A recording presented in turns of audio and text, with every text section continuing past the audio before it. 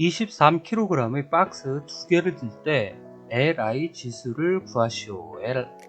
Li는 리프팅 인덱스라고 해서 들기 지수입니다. 그런데 조건이 주어졌네요. RWL Recommended Weight Limit이라고 해서 권장 무게 한계를 23kg으로 주어졌습니다. 자, 이럴 때의 들기 지수는 권장 무게 한계분의 작업물의 무게가 되겠죠. 그래서 RWL 권장 무게 한계는 23kg 분의 23kg의 박스를 2개를 듭니다. 그렇기 때문에 23kg 곱하기 1을 하게 되면 실제적으로 Li 지수, 즉 들기 지수는 2가 되게 되겠죠. 작업물 중량이 10.3kg일 때 Li 지수를 구하고 Li 지수에 대한 평가가 관리 방안을 기술하시오. 단 RWL 권장 무게 한계가 7.8kg이라고 하네요. 자, 그러면 Li는 RWL, 즉 권장 무게 한계분의 작업물의 무게가 되는 거죠. 그래서 RWL은 7.8kg 분의 작업물의 중량은 10.3kg로 계산을 해주면 1.32가 나오게 됩니다. 평가적인 부분은 Li가 1보다 크므로 작업 시 요통 등의 발생 위험이 있기에 들기 지수가 1 이하로 되도록 작업을 설계 또는 재설계를 해야 되겠죠. 중량물의 무게가 12kg이고 RWL이 15kg일 때 Li 지수를 구하고 조치사항을 쓰시오. Li 들기 지수는 RWL 분의 작업물 무게입니다. 그래서 작업물 무게는 12가 되고 11을 RWL인 15kg으로 나눠주게 되면 0.8이 나옵니다. 그래서 0.8이라는 값은 1보다 작으므로 작업을 설계 또는 재설계할 필요가 없다. 이렇게 사항까지 쓰셔야 되겠죠. NIOSH 들기 작업 지침 18년도쯤에 나왔던 문제인데요. 처음에는 계산하는 것도 많고 이해도 잘 안되고 해서 그냥 이 문제는 스킵을 하려고 했었는데, 이 문제 하나를 알게 되면 들기 작업에 관련돼서는 어느 정도 한 90% 이상 파악이 되는 것 같더라고요. 그래서 나름 한번 풀어볼게요. 자, 15kg의 중량을 선반 1에 있던 것을 위로 선반 2로 올리는 작업입니다. 그래서 이 작업에서 우리가 들기 작업 부분에 있어서 정량화를 해서 근골격계 쪽에 부담이 주는 일인지 아닌지를 판가름을 해서 근골격계 쪽에 부담이 없으면 그냥 요 일을 하면 되는 거고, 만약에 부담이 가는 부분이면은 작업의 방법 등을 개선을 해야 되는 포인트를 찾아내는 부분이라고 보시면 되겠습니다. 어느 정도 정량적으로 무리가 가는지 가지 않는지를 판가름할 수 있기 때문에 제 개인적인 생각으로는 좀 유용한 부분이 아닐까라는 생각을 해봅니다. 15kg 물건을 선반 1에서 선반 2로 움직여야 되는데 높이의 변화도 있고요. 그 다음에 몸을 기준으로 해서 수평적인 방향의 어떤 변화도 있습니다. 당연히 몸에서 떨어지면 떨어질수록 근골격계에는 부담을 주는 액션이 되겠죠. 하루 총 46분 동안 분당 3번씩 들기 작업을 한다고 합니다. 빈도 개수는 0.88, 비대칭 각도는 0도, 그 다음에 박스의 손잡이는 커플링 페어로 간주할 때 다음 광물음에 답하시오. HM, VM, DM, AM의 계산식도 언급이 됐네요. RWL 구하는 공식이 필요할 건데요. 개수들을 다 곱하면 됩니다. 각 개수들을 파악하기 쉬운 게 있었죠. 평직 비결 거리 빈도는 정말 승리는 AC 되게 아파. 각 개수들을 각각 한번 구해 보도록 하겠습니다. 맨 처음에 LC가 나오는데 이 LC는 23으로 고정입니다. 약간 상수 개념이라고 보시면 될 건데요. 이 23이 의미하는 것은 23kg을 뜻하는 것입니다. 그래서 각 개수들 값을 구하게 되면 0이나 1의 값을 가지게 되는데, 최대 값이 되더라도 1인 사람이 23kg 이하의 물건을 드는 작업을 할 때 근골격계 쪽에 부담이 없다라는 기본 무게라고 보시면 되겠어요. 그래서 RWL을 구할 때는 23이라는 고정 상수가 들어간다라고 보시면 되겠어요. 그래서 이거는 지금 액션이 두 가지 행동이죠. 즉 밑에 있는 걸 위로 올리는 작업이기 때문에, 즉 들어 올리기, 즉 시작 시점에서의 RWL이 어느 정도 되는가를 구하고, 그 다음에 선반 2에 들어 올려서 종료하는 시점의 포인트 부분에서도 또 RWL을 구해줘야 되는 부분입니다.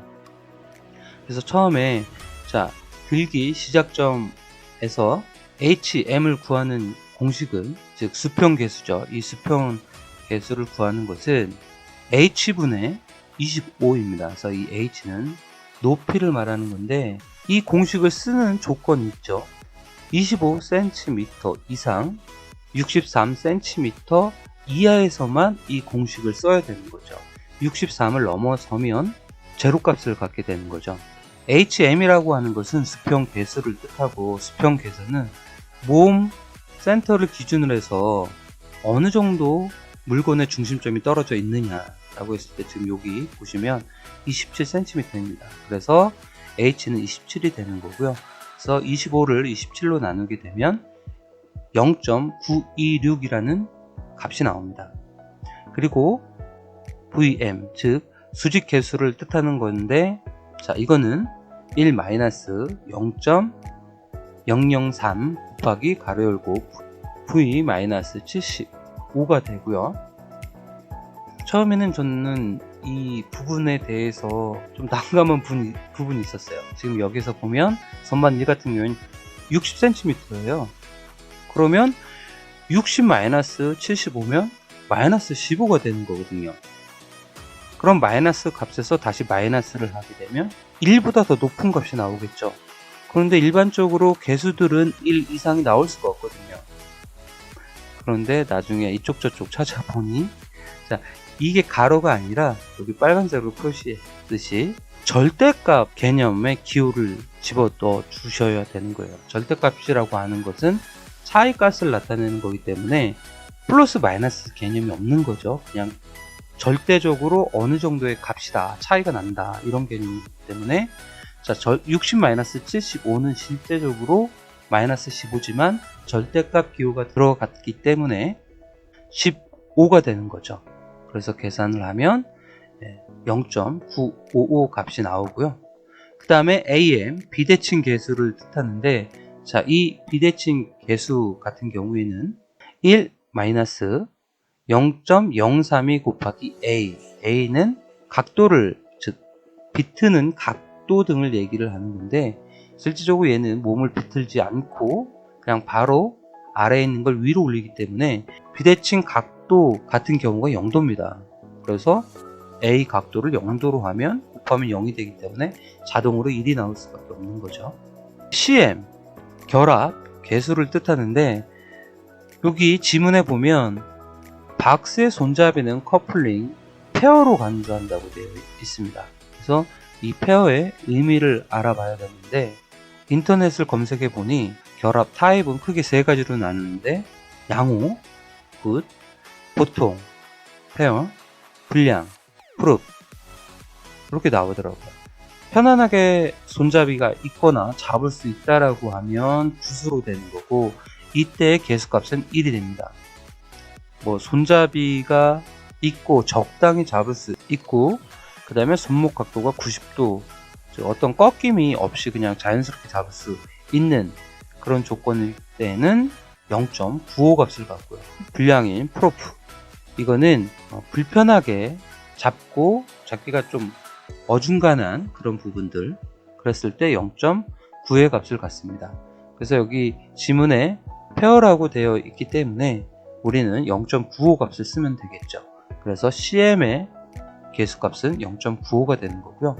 DM 거리 개수 부분인 건데, 자, 이 DM이라는 거는 시작점부터 시작을 해서 종료 시점까지 실제적으로 움직인 거리입니다. 이 움직인 거리를 수직 개념에서 보는 거죠.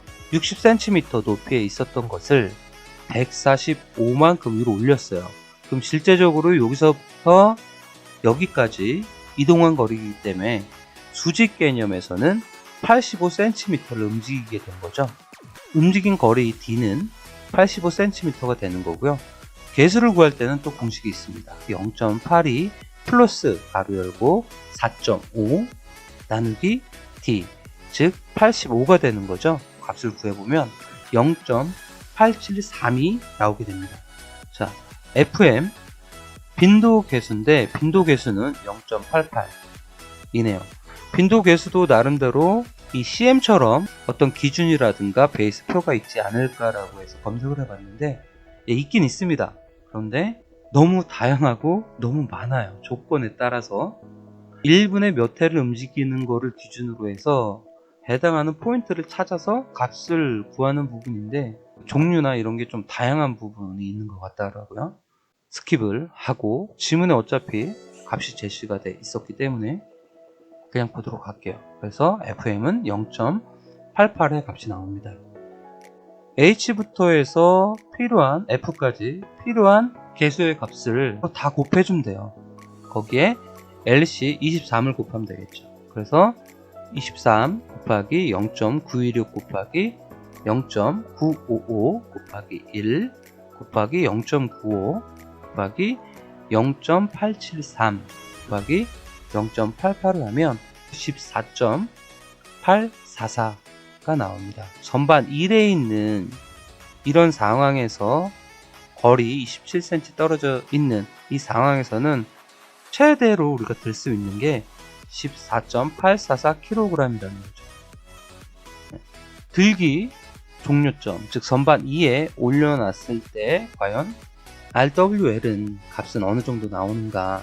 근데 실제적으로 변화된 거는 센터 중심으로 봤을 때 수평 거리가 27에서 50으로 변경이 됐고, 수직 방향으로 봤을 때는 60 높이에 있던 게 145cm 높이 위로 올라가는 거죠. 수평적인 부분과 수직적인 부분에서 변화가 이루어졌습니다. 그렇기 때문에 비대칭 개수, 결함 개수, 거리 개수, 빈도 개수는 변화가 없기 때문에 그냥 그대로 사용을 하시면 되겠고, 들기 종료점에서 구해야 될 부분은 수평 개수와 수직 개수겠죠. 그래서 일단 수평 개수를 보게 되면, 자, H를 구해야 되는데 이 H는 몸 중심으로부터 50cm가 떨어져 있다 라고 하니 H는 50이 되겠죠. 그래서 50 나누기 25를 하게 되면 0.5의 값이 나오고요. 수직 개수 부분에서는 바닥에서부터 145cm이기 때문에 V의 값은 145가 되는 거고요.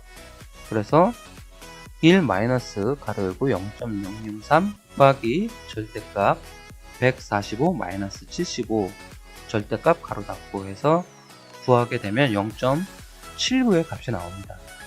LC를 비롯해서 모든 개수의 값을 곱하게 되면 6.63이 나옵니다. 이것은 즉 선반 2에 이 포지션에 맞춰서 작업을 할 때는 최대로 우리가 들 수 있는 무게가 6.63kg이라는 부분인 거죠. 현재의 무게와 최대로 들 수 있는 무게를 비교를 해서 근골격계 쪽에 무리가 가느냐 안 가느냐는 LI 지수를 통해서 우리가 정량적으로 체크를 할 수가 있게 되는 거죠. 자, 들기 시작 시에 LI 지수는 중량물 무게를 RWL의 값으로 나눠주면 됩니다. 중량물 무게가 15kg이죠. 15kg 나누기 들기 시작점 RWL은 14.844네요. 그래서 나눠주게 되면 1.01이 나오고요. 그 다음에 종료 시점 부분에서는 15 나누기 RWL은 6.63 하면 2.16이 나오네요.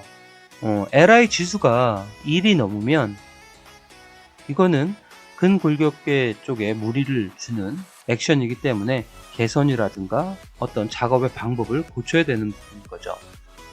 이 작업이 누적이 되거나 반복을 하게 되면 근골격계 질환을 유발할 수 있는 그런 일이 되는 거죠. 그렇기 때문에 어떠한 개선책이 필요한 부분이라고 해석을 하면 되겠죠. 들기 작업에 대한 NLE 구하기 작업 무게가 나와 있고요. 그 다음에 각 개수들의 값이 이렇게 주어졌네요. RWL은 그죠? LC 즉 상수인 23을 곱하고 개수 전체를 곱하게 되면 6.37이 나오네요. 즉 이미지에서 나오는 이 작업자의 이런 조건을 가졌을 때는 최대로 무게를 안정적으로 들 수 있는 게 6.37kg이라는 거죠. 그래서 실제적으로 LI 지수를 구해보면 6.37 나누기 실제 무게인 8을 나눠주게 되면 1.16이 나오네요. 그래서 1 이상이 되기 때문에 조치 수준은 LI가 1보다 크게 되는 것은 요통의 발생 위험이 높으므로 LI가 1 이하가 되도록 작업을 설계 또는 재설계할 필요가 있다 판정을 하면 되겠죠. NLE의 RWL 계산을 위한 상수에서 상수값이 0이 되도록 하는 조건. 자, 수평 개수는 63cm고요. 수직 개수는 175cm입니다. 그 다음에 비대칭 개수는 135도입니다. 수평은 63, 수직은 175, 비대칭 개수는 135도가 되겠습니다.